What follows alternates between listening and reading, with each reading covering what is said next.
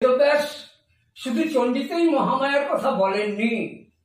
তোমরা যারা ভাগবত ভক্তরা ভাগবত পাঠ শোনো, আর ভাগবত পাঠে মনে করো শুধু কৃষ্ণলীলার কথাই বলা আছে, তোমাদের একটু জানিয়ে রাখি, মহর্ষি বেদব্যাস ভাগবতেও কিন্তু মহামায়ার অর্থাৎ দুর্গাপুজোর কথা বলেছেন। কি শুনে একটু চমকে উঠছে তো? দুর্গাপুজোর কথা কোথায় বলেছেন?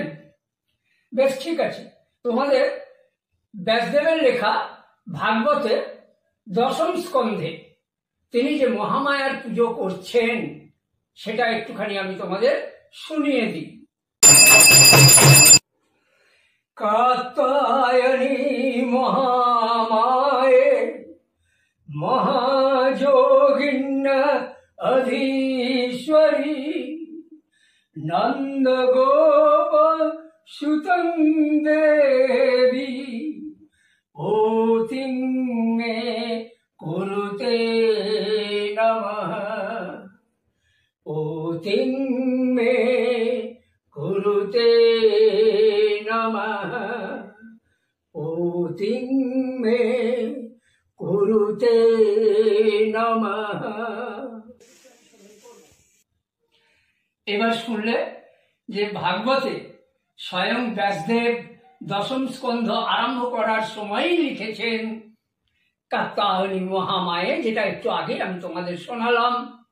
এবং এটা কেন লিখেছেন না, ভাগবতে উনি সরাসরি রাধার নাম করেননি, এখানে উনি বলছেন প্রধানা গোপিনী অন্যান্য গোপীদের নিয়ে কার্তিক মাসে, মানে কৃত্তিকা নক্ষত্রে কার্তিক মাসে এই দেবীর পুজো হয়। তোমরা অনেকেই জানো দুর্গার আর এক নাম কাত্যায়নী, এটা আর নতুন করে তোমাদের বলতে হবে না। বিষ্ণুর 1008 নাম আছে, কৃষ্ণেরও 1008 নাম আছে, নারায়ণেরও আছে, শিবেরও আছে, কিন্তু দুর্গার 1008 শুধু নয়, অনন্ত নাম আছে। ওই যে একটু আগে তোমাদের বললাম নিত্যই বসা জগন মূর্তি, এই জগতের যত যা কিছু জড় চৈতন্য অজর যা তোমাদের ব্যাখ্যায় আসতে পারে সবই দেবী মূর্তি এবং সবই তো তার নাম।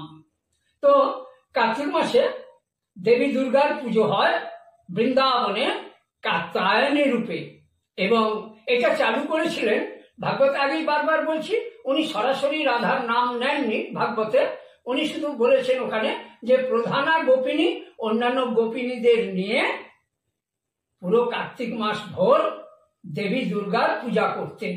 কিভাবে করতেন না, পুরা যৌগিক মতে, অর্থাৎ বলাধান ক্রিয়া যোগে তোমাদের যে যম নিয়ম আসন প্রাণায়াম ইত্যাদি অষ্টাঙ্গ যোগের কথা বলা হয়েছে, প্রধানা গোপিনী অন্যান্য গোপিনীদের সহ তাদের নিয়ে কার্তিক মাস ভোর দেবী দুর্গার তথা দেবী দুর্গার আর এক রূপ কাত্যায়নী পূজা করতেন।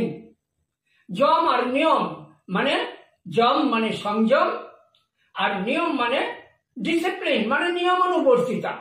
দেখবে এখনো ভাগবত ভক্তরা এই পুরো কার্তিক মাস ভোর যম আর নিয়ম মেনে চলেন, অর্থাৎ একবার সপাক অন্ন গ্রহণ করেন, সারা দিনে কিছু খাবেন না, সব সময় তারা কাত্যায়নী দেবী দুর্গার নাম জপ করবেন মনে মনে।